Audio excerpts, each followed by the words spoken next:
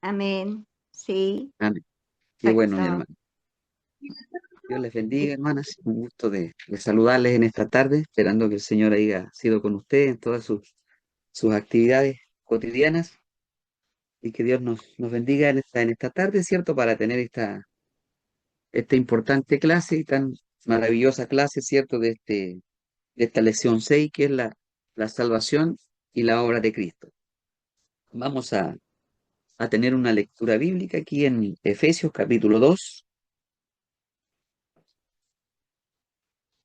el verso 8 al 10 vamos a estar leyendo. Efesios capítulo 2, versos 8 al 10. Dice así la palabra del Señor, porque por gracia sois salvos por medio de la fe, y esto no de vosotros, pues es don de Dios, no por obras, para que nadie se gloríe, porque somos hechura suya, creados en Cristo Jesús para buenas obras, las cuales Dios preparó de antemano para que anduviésemos en ellas.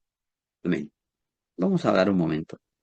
Señor, te damos gracias en esta tarde. Gracias, Señor, porque hemos podido ver tu mano de misericordia en este día, Señor, en nuestras actividades tan diarias y cotidianas, pero allí vimos, Señor, estuvimos, Señor, con tu presencia, nos has guardado, nos has protegido, Señor.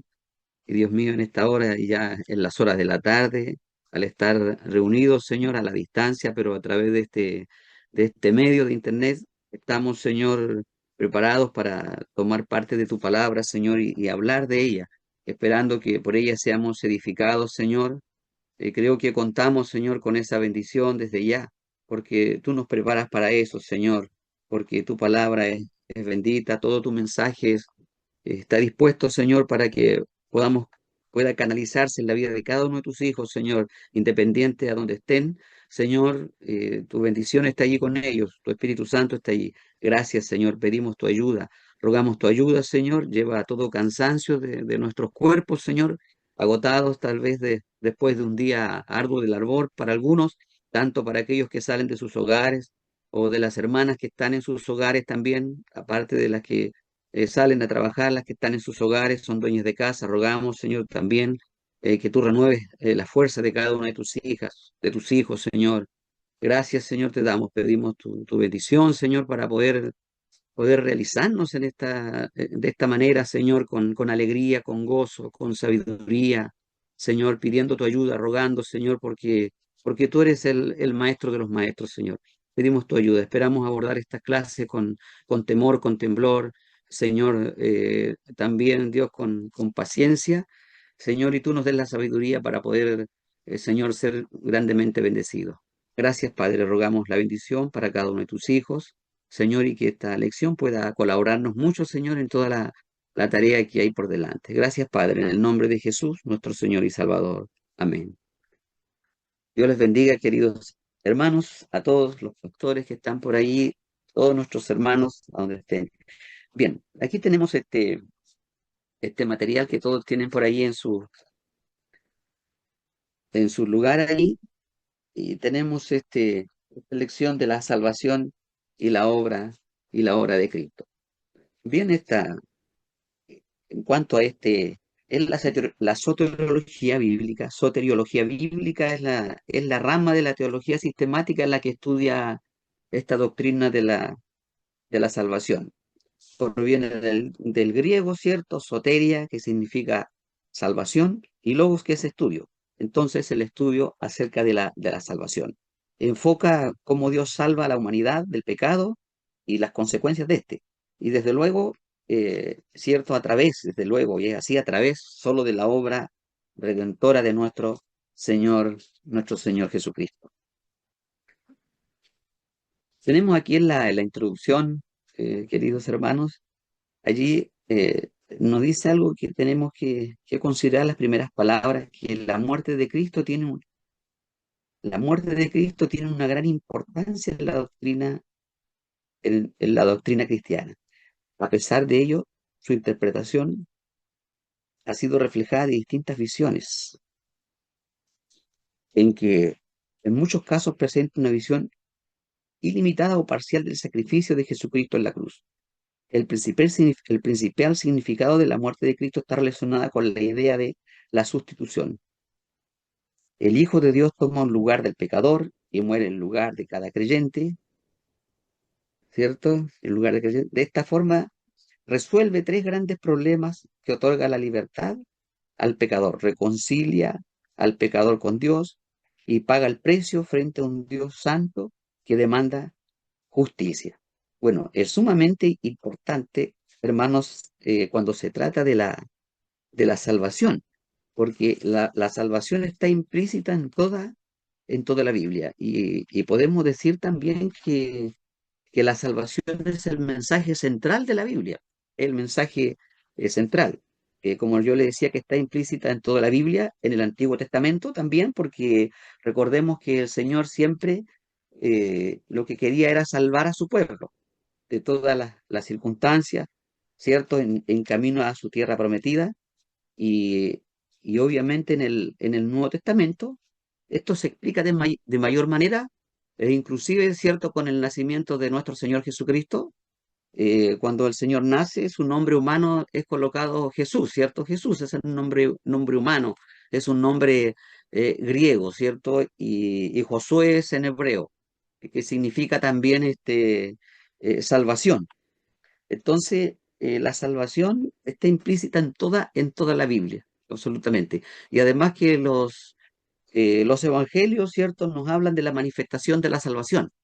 Siempre está implícita en toda la Biblia. Así que la salvación es muy importante. Es es demasiado importante. Entonces, aquí nos muestra que a través de las siguientes definiciones explicaremos el significado y el alcance de la muerte de Cristo. Primero, la sustitución. Estos son términos muy conocidos, ¿cierto? Y muy obvios, pero que nos ayudan para entender de mejor manera cómo el Señor actúa en el plano de la salvación de la humanidad, lo ha hecho en nosotros, ¿cierto? Y, y nos dará esto mayor claridad sobre esto. La muerte de Cristo se entiende bajo la figura de uno en lugar de otro, ya que Cristo se convierte en el sustituto que lleva sobre él el castigo de los pecadores, asume la culpa de ellos y de esa forma acepta el castigo por la transgresión. Por allí tenemos las citas, ¿cierto?, que asumen esto y que nos dan la referencia acerca de esta posición de sustitución. Para explicar esta aplicación de sustitución, nos encontraremos con distintos textos bíblicos referentes a la idea de que Cristo murió en vez de los pecadores o en lugar de los pecadores, ¿cierto? La sustitución, ocupar el lugar, ¿cierto? Uno en lugar de otro, ¿cierto? En este caso, Cristo, ocupando el lugar nuestro o de cada ser humano, porque Cristo murió por todos, esa es la realidad, ¿cierto? Lo que la Biblia nos enseña, la que la Biblia nos da a conocer. En Mateos 20:28 señala así como el Hijo del Hombre no vino para ser servido, sino para servir y para dar su vida en rescate por muchos. En Gálatas 3:13 también dice, Cristo nos redimió de la maldición de la ley, hecho por nosotros maldición, porque está escrito, maldito todo aquel que es colgado en un madero. Bueno, nosotros sabemos esto, ¿cierto? También por la palabra del Señor, que al hombre le era prácticamente imposible llevar toda la ley. Era muy, obviamente muy difícil. La ley decía, haz esto y vivirás, ¿cierto? Si no, irremediablemente se moría, pero hoy día la gracia nos dice, vive primero y luego haz esto. Y ese es el gran cambio, ¿cierto? Jesús es el único que pudo cumplir la ley, es el único. Nadie más podía hacerlo. La figura de la sustitución cobra una gran importancia porque a través de la muerte de Cristo fue satisfecha la justa demanda de Dios. ¿Sí? Eh, bueno, Dios buscaba eso, aunque no había nadie más, ¿cierto? La palabra dice que no había nadie justo. O sea, Dios mismo tenía que cubrir esa brecha, ¿cierto? Dios mismo tendría que solucionar el problema del pecado de la humanidad. Él mismo tendría que hacerlo porque nadie más lo iba a hacer. Nadie más estaba capacitado para eso. De manera que tenía que enviar a su hijo, el unigénito del Padre, ¿cierto? Tenía que enviarlo para cumplir esa demanda. En el fondo, Cristo, el Hijo de Dios, Dios mismo, estar acá y venir a cumplir esa demanda, porque Él era único que pudo ser hombre, ¿cierto? Y Dios, hombre, perdón, no hombre y Dios, hombre, Dios. Naturaleza humana y naturaleza divina, ¿cierto? Entonces, el único que podía asumir, porque si hubiese sido, hermanos, en pura calidad de su deidad, no hubiese podido morir, porque Dios no muere, porque Él es Dios.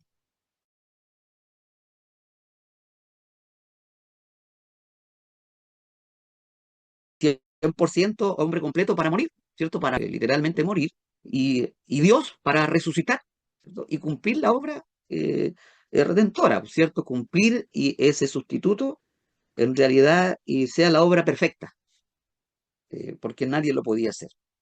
Hoy día vemos, ¿cierto?, que hay atrocidades, que muchos hombres en Semana Santa se quitan la vida y todas esas cosas que vemos por allí, pero no salvan a nadie, nadie salva a nadie. El único que podía hacerlo era Dios, ¿cierto? Eh, como comentábamos en otra ocasión, no sé si lo habíamos hecho, ¿cierto? Que para todos estos pensadores griegos le era difícil llegar a comprender que es imposible que un Dios santo venga a un mundo pecador, pero Dios lo hizo, ¿cierto? Dios lo hizo. En su Hijo, amado Jesucristo, el unigénito del Padre, vino a solucionar, ¿cierto? A satisfacer esa justa demanda de Dios, ¿ya? Y de esta forma se convierte en una transacción legal, donde Cristo asume la labor de lidiar, ¿cierto? O pelear, o luchar con el problema del pecado en lugar de la humanidad. Eso lo tenemos claro nosotros, que, que nosotros teníamos que haber ocupado ese lugar. Éramos nosotros los pecadores, nosotros los de la naturaleza pecaminosa, toda la humanidad, pero eh, el Señor fue el sustituto, ¿cierto? El lugar de cada ser humano, el lugar de cada ser humano. Así que eso es importante, por ahí están las citas, igual hermano, que ustedes pueden darle mayor aplicación a eso y leerla. De eso se trata, porque al final cuando nosotros guardamos estos materiales y nos los repasamos, poco se nos va quedando en el corazón y en la mente, pero si los repasamos nos va a servir y nos va a ser de gran utilidad, ya sea en nuestras iglesias, cuando prediquemos. De todo esto tenemos que ir extrayendo para estar bien fundamentados igual, ¿cierto? Y los versículos creo que nos apoyan bastante. Tenemos allí la redención.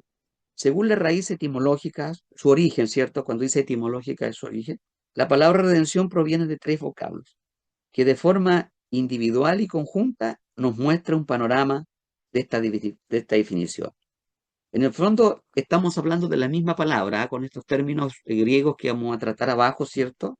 Que dice agorazo y luego vamos a seguir con esto. Se está tratando del mismo término, ¿ah? No son términos, es simplemente su, su diferente ocupación de acuerdo a su estado. Aquí tenemos agorazo, se traduce como comprar en el mercado, refiriéndose de esta forma a una transacción de venta de esclavos en el mercado antiguo. Este término es empleado para referirse a la compra del creyente en el mercado dirigido por la esclavitud del pecado, quien es liberado de las ataduras del pecado como resultado del precio pagado por la sangre de Cristo. Esto convierte al creyente en un esclavo de Cristo para hacer su voluntad, tal como lo señala Primera de Corintios, ¿cierto? 6:20, cuando dice, porque habéis sido comprados por precio. Glorificad pues a Dios en vuestro cuerpo y en vuestro espíritu, los cuales son de Dios. Ya, exclusivo. Bueno, aquí esto hay una referencia en cuanto este término hace el alcance, ¿cierto? En la antigüedad, cuando los esclavos eran puestos en el mercado. Es como que un hacendado va a comprar esclavos en el mercado, ¿cierto? Y hacía eso. Bueno, el mundo está afuera, ¿cierto? Es un mercado de esclavos del pecado, es así. Nosotros estábamos igual en algún tiempo en ese mercado de esclavos y de ahí Cristo nos compró, ¿cierto? Entonces, pero obviamente estamos refiriéndonos a Cristo aquí, ¿cierto? Ese es el ejemplo. La palabra expresa eso, expresa esa idea que está allí de comprar en el mercado. Entonces, este término es empleado para eso, para referirse a la compra del creyente en el mercado dirigido por la esclavitud del pecado y quien es libertado de las ataduras de ese pecado. Y el resultado fue el precio pagado, que fue la sangre de nuestro Señor Jesucristo. Y eso ya nos trasladó a digamos, a otro lado. Nos trasladó a ser ya esclavos, pero no del pecado, sino ser esclavos de Cristo. Esa es la condición a la que quiere llegar esa palabra, que eso es así. Ya, eso es el alcance de esa palabra que también alcanza la redención. ¿Ya? Ser esclavos, pero de Dios. Por lo cual dice, habéis sido comprados por precio, ¿cierto? Y ese fue el precio, eso fue la sangre. Glorificad pues a Dios en vuestro cuerpo y vuestro espíritu, los cuales son de Dios, le pertenecemos a Dios. Los esclavos le pertenecían a su amo, ¿cierto? En este caso, los hacendados que llegaban a comprar a los esclavos ahí en el mercado de la época de aquellos años, eran suyos, podían hacer lo que querían. Bueno, nosotros somos esclavos de Cristo, esta palabra alcanza para eso, da para eso. Somos esclavos de Cristo, somos de Dios, dependemos, dependemos de Él. Y la palabra también traduce a siervo, ¿cierto? Siervo, que sabemos que tiene otra connotación hoy en día, ¿cierto?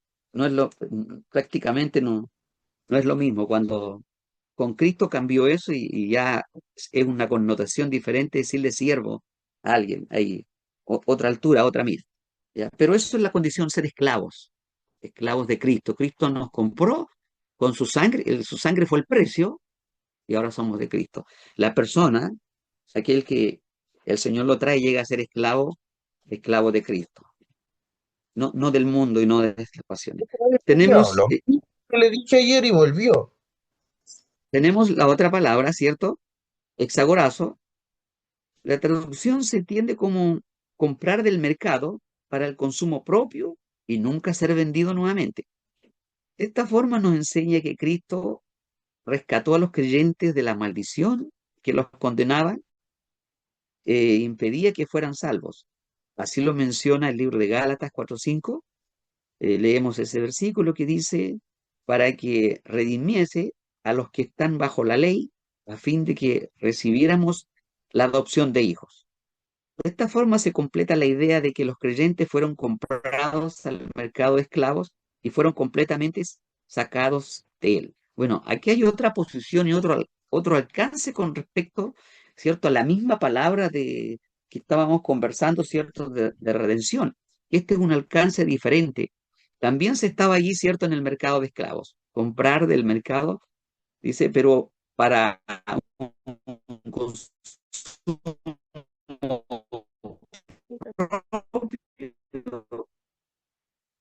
y nunca ser vendido. Esto, cierto, nos compró, ¿cierto? Es la misma palabra, es una condición de hijo, que es bíblico, obviamente, porque son manifestaciones de la misma palabra en todos los casos de redención, pero en esa condición, esclavos, pero ahora también hijos, adoptados, ¿cierto? Nos adopta como hijos. ¿Ya? Entonces, es bueno entender esto. De esta forma nos enseña que Cristo rescató a los creyentes de la maldición que los condenaba e impedía que fueran salvos. Así lo menciona el libro de Gálatas, para que redimiese a los que estaban bajo la ley a fin de que recibiéramos adopción de hijos. ¿Ya? Entonces, hijos, la palabra da para eso, hijos, y eso es verdad, somos hijos de Dios, somos hijos de Dios. De esta forma se completa la idea de que los creyentes fueron comprados del mercado de esclavos y fueron completamente sacados de él, ¿cierto? Por eso que asume esta palabra que es comprar del mercado para un consumo propio y nunca ser vendido nuevamente. Porque también en el otro caso, en el otro término, cualquier mercader iba a comprar esclavos y después los vendía de nuevo. ¿De acuerdo? Así era, ¿ya? Y así eran vendidos muchas veces los esclavos. ¿Ya? Pero en este caso aquí, nosotros se nos está hablando que aquel que viene a Cristo pasa a ser un hijo adoptado hijo. Es el otro alcance de la palabra redención. Tenemos otro alcance más que conforma la misma palabra, ¿cierto? Lutro, se traduce como obtener liberación por el pago de un precio, ¿cierto? Así de sencillo. O pagar un rescate, lo cual indica que el creyente ha obtenido la libertad a través del pago de una recompensa. De esta forma queda claro que los creyentes han sido redimidos por la sangre de Cristo y han pasado a ser especial posesión de él. Bueno, aquí se completa la idea que sobre todo lo que cuenta es el precio, obtener la liberación por el pago de un precio. Alguien tenía que pagar, alguien tenía que hacerlo, era Cristo. Y aquí se completa la idea que la demanda que exigía Dios, nadie podía llevarla a cabo, sino que tenía que ser el mismo Dios. En este caso fue el unigénito Hijo del Padre, ¿cierto? Y lo hizo con su vida y con su sangre, ¿cierto? Por lo cual se completa todo. Dice, de esta forma queda claro que los creyentes han sido redimidos, ¿cierto? Por la sangre de Cristo y han pasado a ser especial posesión de Él. eh, Redimidos, ¿cierto? Rescatados totalmente. Entonces, hermano, esa palabra de redención da para todos estos casos, muy importante. ¿Ya? No vayan a pensar que cuál de esas es correcta, todas son correctas. ¿Ya? Todas son posiciones como hijos de Dios que tenemos bíblicamente, se nos relata y se nos da a conocer. ¿Ya? Entonces, ¿somos esclavos de Cristo? Sí, somos esclavos de Cristo, lo seremos siempre. Somos siervos de Él. ¿Eh? Tenemos que someternos a Él. Él es nuestro Señor, Él es nuestro amo. ¿Eh? ¿Somos hijos de Dios? ¿Somos adoptados hijos? Sí, somos hijos de Dios, somos adoptados hijos. Somos hijos del Señor.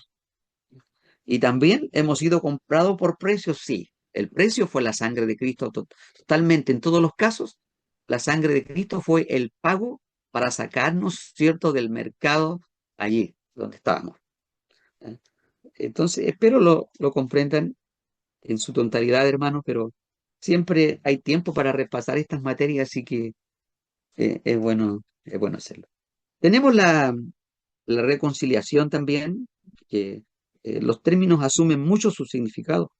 Dice, nos habla directamente acerca del proceso en el cual Dios elimina la barrera del pecado, produciendo paz y permitiendo la salvación del hombre. El pecado había creado una barrera entre Dios y el ser humano. Sin embargo, Cristo elimina la ira de Dios y la enemistad con él. Romanos 5:10 nos dice, porque siendo enemigos fuimos reconciliados con Dios por la muerte de su Hijo. Mucho más estando reconciliados seremos salvos por su vida. El hombre es el objeto de la reconciliación, debido a que fue el hombre quien perdió su comunión con Dios. Por lo tanto, es el hombre a quien se debe restaurar.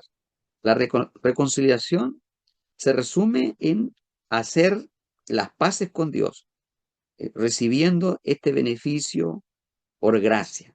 Bueno, esto es muy bíblico, ¿cierto? Porque todo aquel que está lejos y nosotros también estábamos bajo la ira de Dios, ¿cierto?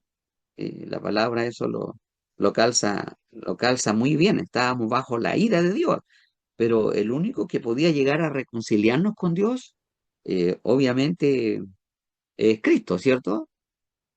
Justificados pues por la fe tenemos paz para con Dios mediante nuestro Señor Jesucristo.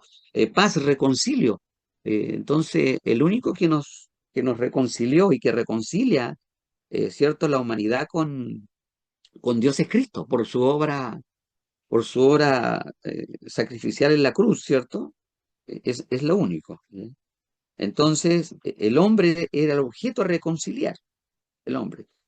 El hombre pecó, y de otra manera no podía haber reconcilio y estábamos bajo la ira de Dios. Bueno, eso a veces la humanidad no lo comprende, pero es una realidad, nosotros lo comprendemos.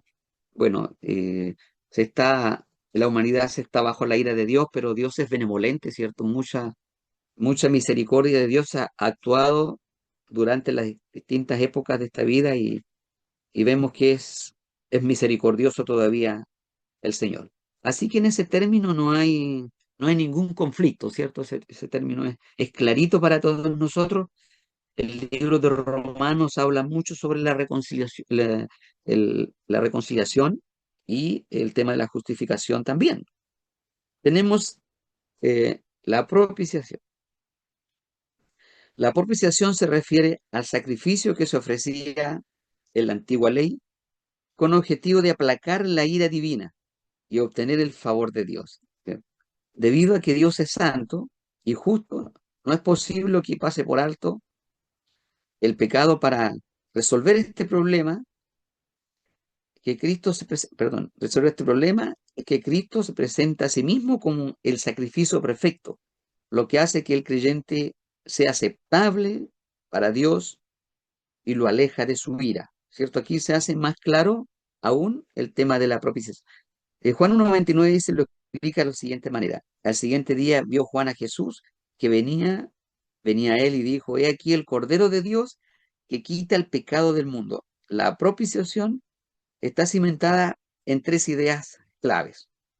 La ira de Dios, ¿cierto? Aquí está, es muy claro aquí en esto aún más, ¿cierto? Como más allá de la reconciliación, ¿cierto? Porque también tiene que ver la ira, pero la propiciación también. eh, También es muy importante, ¿cierto? Aquí tenemos la ira de Dios. Como Dios es santo y justo, el hombre está apartado de él por medio del pecado, por lo que debe apaciguarse para alejar el hombre de la destrucción eterna, ¿cierto? Como el mundo está en pecado, como habíamos dicho antes, está bajo absolutamente la ira de Dios. Eh, este tema tiene un alcance muy importante muy importante con la expiación también, porque la santidad de Dios fue ultrajada, ¿cierto?, por el pecado y exigía una satisfacción por medio, por medio del castigo, ¿cierto? Lo que nosotros teníamos que haber asumido de luego. Entonces, la ira de Dios, como Dios es santo y justo, el hombre está apartado de él por medio del pecado, por lo que debe apaciguarse para alejar al hombre de la destrucción eterna. Dios proporciona la solución. ¿Ya? Dios entrega una resolución al problema cuando envía a Cristo, quien carga con todo el peso del pecado. Eso es muy conocido por nosotros, ¿cierto? El libro de Romanos lo recalca mucho, ¿cierto? Que Jehová Dios cargó en Cristo el pecado de todos nosotros, de toda la humanidad, ¿cierto? Y hay mucho tema bíblico, ¿cierto? Hay un contexto muy amplio con respecto a eso, ¿cierto? Que el que no hizo pecado por nosotros lo hizo pecado, ¿cierto? Por nosotros lo hizo pecado, para que fuese de alguna manera, seamos hechos justicia de Dios en él. No, no había otra manera. Dios proporciona la solución. ¿Mm? La muerte de Cristo es una calma al aire de Dios. Cuando Cristo es presentado como sacrificio perfecto, la ira de Dios se aleja de la humanidad y la santidad de Dios queda satisfecha. Mire, eso es lo que produce la espera, la paciencia de Dios, que cuando Cristo es presentado como sacrificio perfecto, ¿cierto? Porque hubieron muchos sacrificios, los sacrificios están desde la antigüedad misma, también se ve, eso mismo se refleja en el tema de la expiación, ¿cierto? Toda la vida han sido los sacrificios, eso lo muestra el Antiguo Testamento, pero Jesucristo fue el sacrificio perfecto, ¿cierto? Lo decíamos que también eso lo recalcaba Juan, ¿cierto? Cuando conversábamos y decía que aquí el Cordero de Dios que quita el pecado del mundo. Cuando hablamos de los sacrificios, recordemos que desfilaban muchos sacrificios, inclusive hasta los tiempos de Cristo, pero el único perfecto sacrificio fue el de Cristo. ¿Ya? No, no hay necesario de más sacrificio. El último, el gran sacrificio, el sacrificio perfecto, el Cordero perfecto. La ira de Dios se aleja de la humanidad y la santidad de Dios queda satisfecha. ¿Ya? Eso da una calma.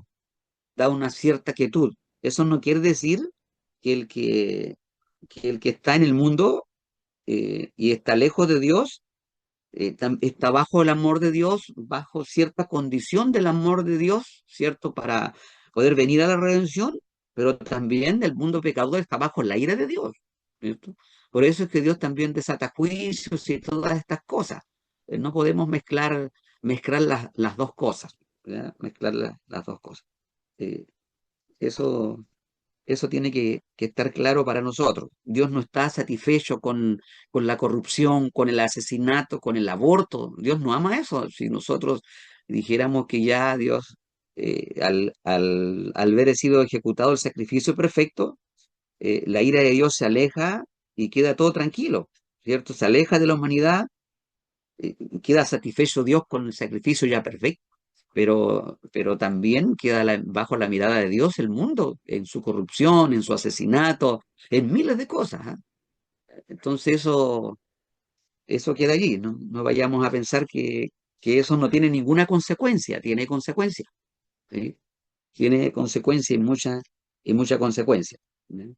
Eh, Esto da así la entrada de que todas las personas, todos los que son pecadores vengan a Cristo y Cristo que realizó el sacrificio perfecto, haya redención en sus vidas, haya perdón, haya misericordia, haya salvación. Entonces eso tiene que entenderse. Eh, el perdón tenemos ahí.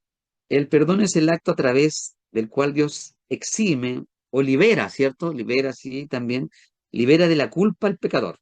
El perdón es el acto a través del cual Dios libera, exime de la culpa al pecador, debido a que la deuda existente o del justo castigo que merecían, han sido cubiertos, ¿ya?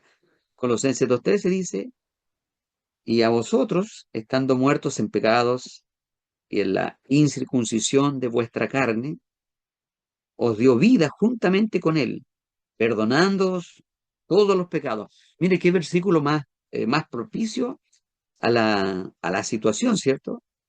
Qué buen versículo esto. Y a vosotros, ¿cierto? Estando muertos en pecados y en la incircuncisión de vuestra carne, os dio vida juntamente con él, perdonando todos los pecados. Ese es el perdón. Ese es el perdón que dio el Señor a aquellos que realmente se han arrepentido de corazón, ¿cierto? Que hay una muestra, que hay un cambio de dirección, ¿cierto? Que hay un cambio de vida, que se han arrepentido verdaderamente, ¿cierto? Que han llegado al Señor, que son conscientes, que han sido conscientes de su pecado y que hoy día son conscientes de la nueva vida, que son transformados y son regenerados. Hay un cambio total. Por eso esto nos llama a nosotros tener cuidado porque aparte que ya nosotros somos hijos de Dios, nosotros somos esclavos de Cristo, ¿cierto? Vamos uniendo los hilos, somos esclavos de Cristo, somos hijos de Dios y hemos sido perdonados y antes teníamos otra vida, estábamos muertos en delitos pecados, pero hoy día hemos resucitado en Cristo y estamos en Él. Y con Él crucificamos todas las pasiones y deseos y tenemos que ojalá vivir de acuerdo al consejo de su voluntad, ¿cierto?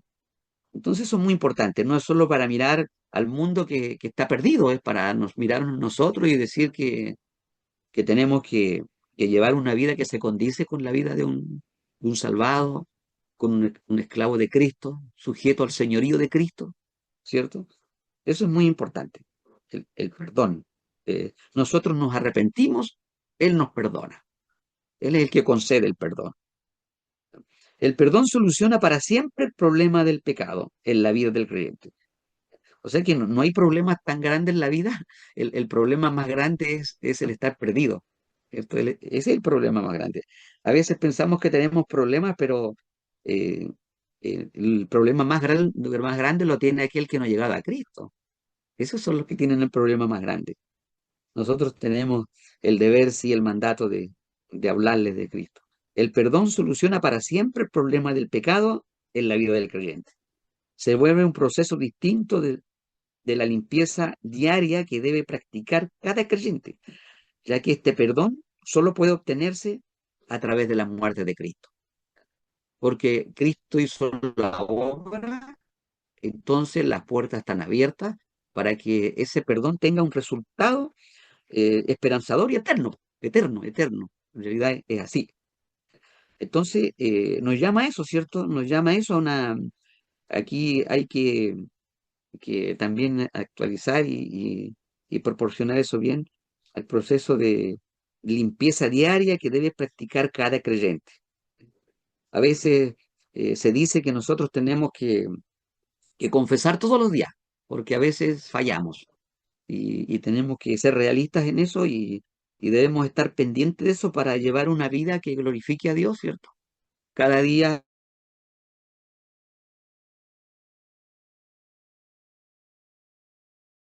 tener comunión con Dios, ¿cierto? En la mañana, en la tarde, al dormir, que tengamos aquella paz, aquel reconcilio que Dios nos trajo por su Hijo y que nos liberó de toda culpa, de toda carga del pecado, ¿cierto? Que nos condena hacia la perdición.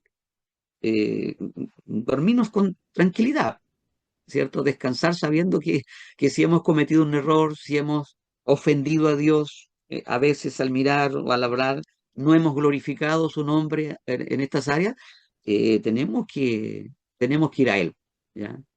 Que estos estudios nos sirvan para ir también eh, considerando nuestra misma condición de vida, queridos hermanos. Es muy importante, más que como materia, que es importante, como teología bíblica, ¿cierto? Que es importante, también es ir apropiándola a nuestra vida, ¿cierto? Ir practicando, es ir apropiándonos de esa materia para nuestro diario vivir.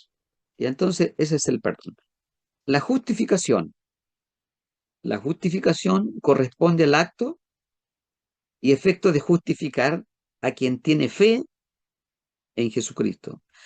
Y corresponde a un acto a través del cual Dios declara justo al pecador gracias a la sangre de Cristo. ¿Cierto? Todo comienza y termina allí, con Cristo y con su sangre, con ese sacrificio, ¿ah? Allí, allí se soluciona todo. Y todos estos términos se van juntando y nos van todavía bendiciéndonos más. Corresponde al acto de y efecto de justificar, ¿cierto? A quien tiene fe. De ahí viene la palabra, ¿cierto? En Jesucristo. Y corresponde a un acto a través del cual Dios declara justo al pecador gracias a la sangre de Cristo. Romanos 5, 9, 11 nos enseña que la justificación produce el perdón y eliminación de pecados y reconcilia, aquí aparece la palabra también reconciliación, y reconcilia al hombre con Dios. La justificación es un don de Dios, como dice Romanos 3:24, siendo justificado gratuitamente por su gracia mediante la redención que es en Cristo Jesús, que se entrega gratuitamente cuando un individuo tiene fe en Cristo, según indica Romanos 4:2, pero parece que es Romanos 5:1 allí. Justificados pues por la fe, tenemos paz para con Dios por medio de nuestro Señor Jesucristo, ¿cierto? Justificados pues por la fe, tenemos paz para con Dios. Se unen los dos términos allí, tanto la justificación como la reconciliación, hermanos, por la fe, que no es producto nuestro de ello, ¿cierto? Yo creo que ustedes lo saben, la fe es producto de que Dios lo motivó en nuestras vidas. No, no es que se me haya ocurrido a mí. Nadie busca desesperadamente al Señor porque Dios motiva esto en nuestros corazones también y nos hace llegar a Él de alguna u otra manera, mm, de acuerdo a cualquier circunstancia, pero Él lo motiva todo. Él lo comienza y Él lo termina. Y eso produce el hecho de la justificación, po. Justificados pues por la fe, tenemos paz para con Dios mediante nuestro Señor Jesucristo, ¿cierto? Y eso es muy importante. Y después, tengo por aquí mi Biblia, y lo que dice después también es importante porque parece que sí, 5:1, ese 5:1 ya, aquí está, justificado pues por la fe tenemos paz para con Dios por medio de nuestro Señor Jesucristo. Y el 2 dice, por quien también tenemos entrada, mire, por quien tenemos entrada por la fe a esta gracia en la cual estamos firmes y nos gloriamos en la esperanza de la gloria de Dios. O sea, lo concluye. Ahí ese verso me gusta porque lo leí hace poco y da la conclusión final. por quien también tenemos entrada por la fe, ¿cierto? Está hablando de la justificación, a esta gracia, a la cual estamos firmes y nos gloriamos en la esperanza de la gloria de Dios. Está hablando de su eternidad total. Así que ese es maravilloso este alcance, queridos hermanos, en cuanto a la justificación, ¿cierto? Hemos sido, si vamos juntando hermanos, los términos, hemos sido, pues, Cristo fue nuestro sustituto, hemos sido redimidos, ¿cierto? Hemos sido perdonados, hemos sido justificados, eh, hemos sido reconciliados y se van juntando esos términos, ¿cierto? La justificación. Alcance de la expiación. El alcance de la expiación. ¿Ya? El alcance de la expiación, históricamente existe un debate acerca de la pregunta ¿por quién murió Cristo? Algunos sostienen que Cristo murió solo por los elegidos, es decir, un grupo selecto, mientras otros indican que Cristo murió por todos, aunque no todos se salvarán, planteando de esta forma que su muerte fue universal. Desde aquí se desprenden las siguientes dos teorías acerca del alcance de la expiación. Esto es muy importante. Es muy importante considerarlo aquí con cuidado. ¿Ya? Tenemos aquí la expiación limitada. Sostiene que el sacrificio de Cristo fue limitado a una cantidad particular de personas, a un grupo ya definido, los escogidos.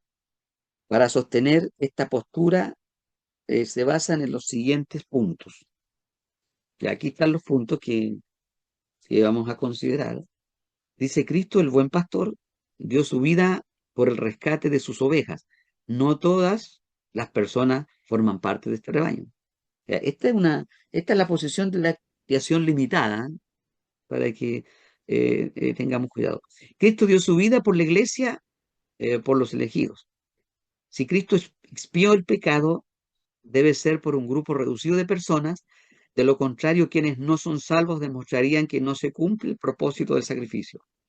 Si Dios es soberano, su plan no se puede frustrar, lo que evidentemente ocurre en el caso de que se sostenga que Cristo murió por todos, pero no todos se salvan.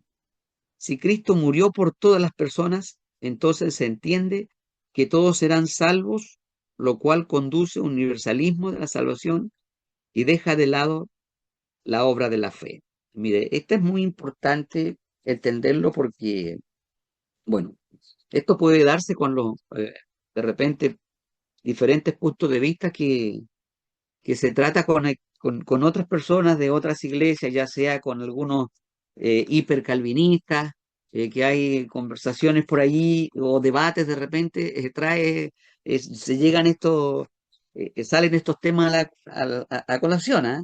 De la expresión limitada y ilimitada, ¿cierto? Porque cuando está el hipercalvinismo, sí, se dice esto, que simplemente hay una postura bien cerrada, ¿cierto? Que hay ciertos elegidos y eso hace que muchos que están en esta posición tal vez ni prediquen la palabra porque ya Dios consideró a todos los salvados, entonces van a llegar de un momento a otro y, y se deja de lado todo lo demás. ¿Ya? Hay que tener cuidado con esta posición. ¿Ya? Es importante. La necesidad de la expiación es muy importante. ¿Ya? Recordamos que cuando hablamos de expiación, bueno, ese término yo creo que ustedes lo manejan bien, ¿cierto? Mis queridos hermanos, ¿cierto? Ese término de expiar que era cubrir en medio del sacrificio. Recordemos en Israel, ¿cierto? La expiación, el día de expiación que se llevaba a cabo, donde había que sacrificar y los pecados del pueblo eran perdonados. Bueno, aquí estamos hablando de la expiación en cuanto al sacrificio, ¿cierto? Perfecto de nuestro Señor Jesucristo, y ahora ya no a cubrir, sino a quitar los pecados de una vez y para siempre, sean perdonados, no a cubrirlos como lo hacía, cierto, el sacerdocio en aquella época, donde una vez al año tenían que ser cubiertos los pecados. ¿Ya? Aquí el Señor los perdona de una vez y para siempre. Entonces, indaguemos también en la expiación ilimitada para sacar la comparación de esto, ¿cierto? Que es importante también. Ya. Eh, esta expiación ilimitada.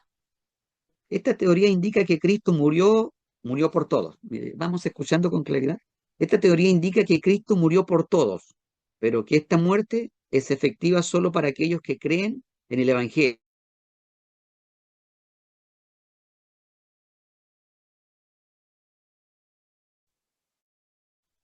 Si se toman las declaraciones de la letra, se entiende que Cristo murió por todos. ¿Ya? La expiación limitada, la que le dimos lectura anteriormente, ¿cierto? eh, no tiene su fundamento en un análisis bíblico, sino que en una relación de causa y efecto, donde se sostiene que el plan de Dios no se puede frustrar. La Escritura señala que el mundo odia a Dios, rechaza a Cristo y está bajo el dominio de Satanás. Aún así, este es el mundo por el cual murió Cristo. La Biblia enseña que Cristo murió por los pecadores. Sin embargo, esta expresión en ninguna parte señala que sea referida a la iglesia o a los escogidos. Ya. Esto es muy importante señalarlo que todos estos puntos son muy positivos, hermano, porque todo esto lo declara la Biblia en un contexto amplio. En un contexto amplio lo declara la Biblia, sobre todo en la manifestación de la salvación, en los evangelios, ¿cierto? Luego en las cartas que son explicativas, ¿cierto? En las cartas tanto del apóstol Pablo, se nos señala todo esto, se nos señala todo esto acerca de una expiación ilimitada, ¿cierto? Y vamos esto seccionándolo. Si se toma la declaración del Nuevo Testamento al pie de la letra, se entiende que Cristo murió por todos, ¿cierto? De ahí podemos ir extrayendo que no son versículos aislados que los que aparecen en los evangelios, porque de tal manera amó Dios al mundo que dio a su Hijo unigénito, y todos estos versículos, y no son secuencia, hay verdaderos contextos, ¿cierto? Que nos hablan acerca de una declaración amplia en cuanto a la salvación, ¿cierto? Entonces, esto nos llama la atención porque cuando hablamos de salvación, hablamos de que el mensaje central de la Biblia es la salvación. Entonces, inclusive, la Biblia dice que está en el corazón de Dios o en la mente de Dios que ojalá todos llegaran al arrepentimiento. Esto habla de una declaración muy amplia de salvación. O si no, el Señor no deseara eso. Ya tendría ya escogido si no habría nada que hacer. Ah, hasta parece que la Biblia estaría de más si estuviera todo escogido. Pero no, hay un mandato de ir y predicar el Evangelio a toda criatura. El que creyere y fuera bautizado será salvo. El que no creyere será condenado porque se condena a sí mismo por no creer, ¿cierto? Y de hacer discípulos a todas las naciones, bautizándolo en nombre del Padre, del Hijo y del Espíritu Santo. Hay un amplio llamado, en todo. Entonces eso, el Nuevo Testamento actúa ahí al pie de la letra, como decimos. Entonces eso tengámoslo claro. Ya. Si se toma la expiación limitada no tiene su fundamento en un análisis bíblico. ¿Ya? Versículos los hay, hermanos, pero hay versículos aislados. Por aquí yo estaba considerando uno antes de entrar en la clase. Por ejemplo, tenemos por aquí, estaba buscando aquí en Jeremías, cierto que a veces es considerado por algunos. Por aquí lo tengo. En Jeremías capítulo 1, verso 5, que dice, antes que te formase en el vientre te conocí, y antes que nacieses te santifiqué, te di por profeta a las naciones, ¿ya? Por allí como que este profeta estaba elegido, ya estaba escogido por Dios. Podemos decir lo mismo del apóstol Pablo, que el Señor dijo que le dijo, aparece que fue al discípulo Ananías, ¿cierto? Cuando fue a orar por Pablo, cuando Pablo estaba ciego, y le dijo, instrumento escogido me es este. Eh, Hay muchas cosas que son, pero ese, digamos que eso no es la primera voluntad de Dios en cuanto a esto. Son situaciones muy particulares, ¿ah? Muy particulares en cuanto a eso, ¿ya? Pero no es lo amplio, ¿cierto? No son las declaraciones en sí de toda la Biblia. Entonces, eso hay que tener cuidado. Algunos se basan en algunos versículos para formar un contexto, hermano, o para formar una doctrina. Así que hay que tener cuidado. A veces el hipercalvinismo actúa así, pues, pero hay que tener cuidado. Eso hace que también se despreocupen, ¿cierto?, de la evangelización mundial, de las misiones en local, más allá de esta nación. Se descuidan porque dicen ya, Dios ya eligió, Dios ya escogió todo eso. Entonces, no, tenemos que predicar. Dios hará lo que tiene que hacer. Entonces, la necesidad la necesidad en cuanto a eso es muy importante. Reconocer la expiación ilimitada. Eh, Aquí yo tengo algo, hermanos, que adjunto aquí también una materia. Dice, alcance de la expiación. En cuanto al alcance de la expiación, hay que hacer una distinción entre la suficiencia y la eficacia de ella. En suficiencia, la expiación de Cristo es universal. Miren, escuchen esto. En suficiencia, la expiación de Cristo es universal. Es decir, se ha hecho una provisión potencial para toda la humanidad, ¿cierto? Ahí, digámosle, se ha hecho una provisión de proveer potencial para toda la humanidad. ¿Mm? Eso es así. Pero en su eficacia, la expiación está, eh, está limitada en algún caso aquí, miren. Es decir, de hecho solo hay provisión para aquellos que aceptan la oferta cariñosa de salvación por Cristo. Si alguien lo rechaza, tendrá que perderse, ¿ya? La expiación es ilimitada, ¿ya? Pero aquel que lo rechaza, Dios no lo puede salvar. Eso es claro, ¿ya? Entonces, ahí está, en eso puede ser limitado. Quiero que me lo entiendan bien. Dice, pero en su eficacia la expresión está limitada, es decir, de hecho, solo hay provisión para aquellos que aceptan la oferta cariñosa de salvación por Cristo. ¿Ya? Pero eso se lo repito. Se ve en ese sentido, de aquellos que lo rechazan, el Señor nada puede hacer. Nada puede ser, ¿cierto? Como está escrito en la palabra también, de allí aquellos que reniegan contra el Espíritu Santo, es un ejemplo. Dice que no hay perdón para aquellos que reniegan contra el Espíritu Santo. Y se recuerdan que hicieron aquellos ¿por qué dio la explicación, la materia o el Señor ahí? Porque se da la explicación allí porque atribuían las obras de Cristo al demonio, ¿cierto? Las obras de Cristo. Y eso es difamar al Espíritu Santo. Eso es renegar contra el Espíritu Santo. Eso es blasfemar contra el Espíritu Santo. Y ahí nadie puede hacer nada, ¿cierto? Nadie puede hacer nada. Entonces, en ese sentido está un poco, se ve limitado. En aquellos que no aceptan a Cristo, nada se puede hacer. Ahí nada se puede hacer. Entonces, ambos aspectos mencionados aparecen en Primera de Timoteo 4:10.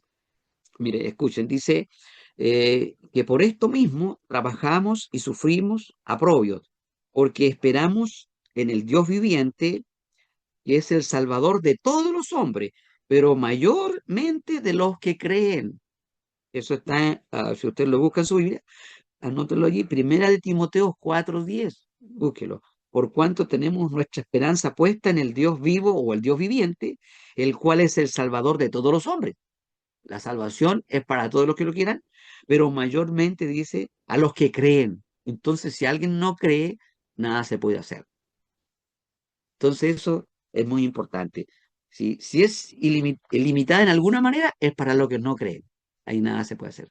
Pero nuestro fin es predicar porque la salvación está dispuesta y está garantizada para todos los que crean, todos los que abren su corazón, todos los que acepten, hermanos, el perdón, la reconciliación, la justificación, porque todo está manifestado y ejecutado por la sangre de Cristo en el Calvario. ¿Ya?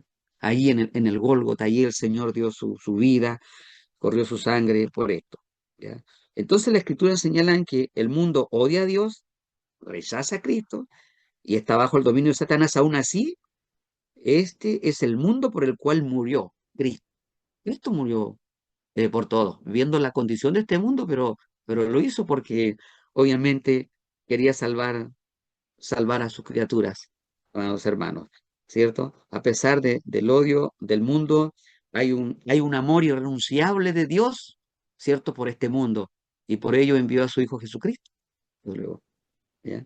Entonces, ya esto, culminando esta sección aquí, tenemos allí la conclusión final, amados hermanos, la salvación en Cristo es el centro del mensaje cristiano y muestra la unión perfecta entre el amor y la justicia de Dios. Mire cómo se conjuga allí. Su muerte en la cruz no fue solo un sacrificio voluntario, ¿ya?, sino la respuesta definitiva al problema del pecado. Mire, veamos aquí todo esto que hemos visto. Sustitución, redención, reconciliación, propiciación, perdón, justificación.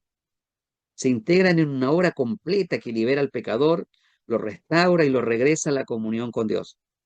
Esta obra satisface plenamente las demandas divinas, derriba la enemistad producida por el pecado y otorga la vida nueva a quienes creen, ¿ya? A quienes creen. Aunque existan distintas posturas sobre el alcance de la expiación, la Escritura confirma que la salvación se hace efectiva a quienes confían en Jesucristo, asegurando paz con Dios y esperanza eterna. Que Dios nos bendiga, queridos hermanos. Esta es una de las que más me gusta. Es una de las, digamos así, de las teologías más hermosas en cuanto a la salvación. Hermanos, como les digo, este es el mensaje central de toda la Biblia, y es muy maravillosa esta materia. Así que espero que por allí le echen otra leidita, ¿cierto? Y es muy importante. Creo que llegamos a la hora justa, 3 minutos. Así pues, hermano, así que Dios les bendiga por allí. Eh, eh, Creo que no tenemos tiempo para alguna